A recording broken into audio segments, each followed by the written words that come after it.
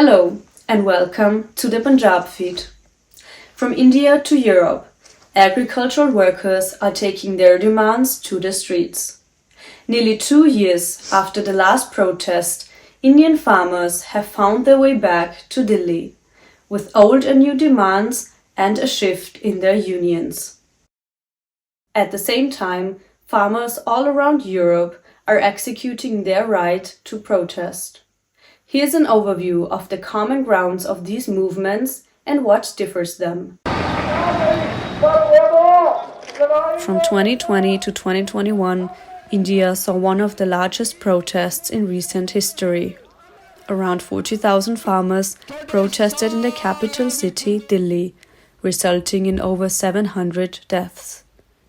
After many discussions and disputes on various levels, the farmers left Delhi when Prime Minister Narendra Modi promised to take back 3 controversial farm laws. Now, about 2 years later, Indian farmers are protesting again. Back in 2021, the Modi government had committed to set up a panel to find ways of ensuring support prices for all produce, but had been going slow on it. One of the key demands is to implement minimum support prices on all crops. The farmers are also asking for pensions and waivers on loans. The demands also include the withdrawal of cases filed against protesters during the last protest and compensation for the victims. But the Indian farmers are not the only ones protesting. Farmers have taken to the streets in numerous European countries. The focus in Europe is on EU trade agreements, bureaucracy, and environmental regulations. At the core, European farmers claim that EU measures to protect the environment are having a negative impact on their businesses, as well as competition from other countries outside of Europe. Farmers in France and Italy have been protesting for better prices, less bureaucracy, protection from cheap imports, and the rising of fuel costs. The government reacted to these demands.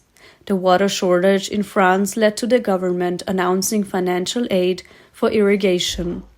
The planned increase in the price of agricultural diesel was cancelled.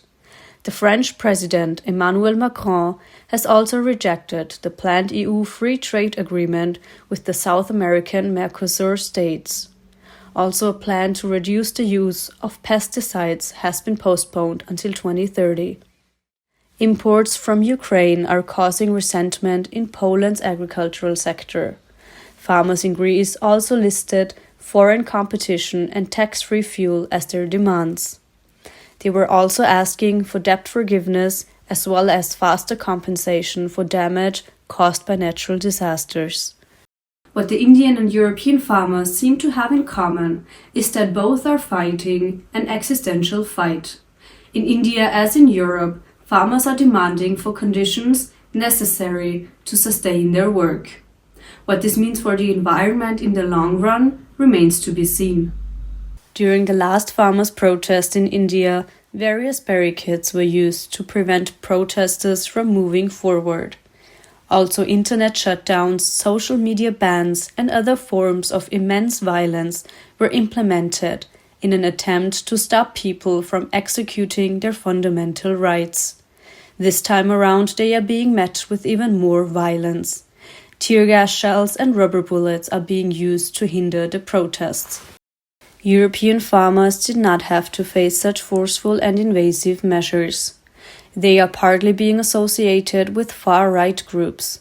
Their demands are also being instrumentalized by far-right politicians, whereas their Indian counterparts face other forms of violence. During 2020 and 2021, accusations were being made that among the protesting people were terrorists, associating them with having other extremist agendas. The battlegrounds in Europe and India definitely differ.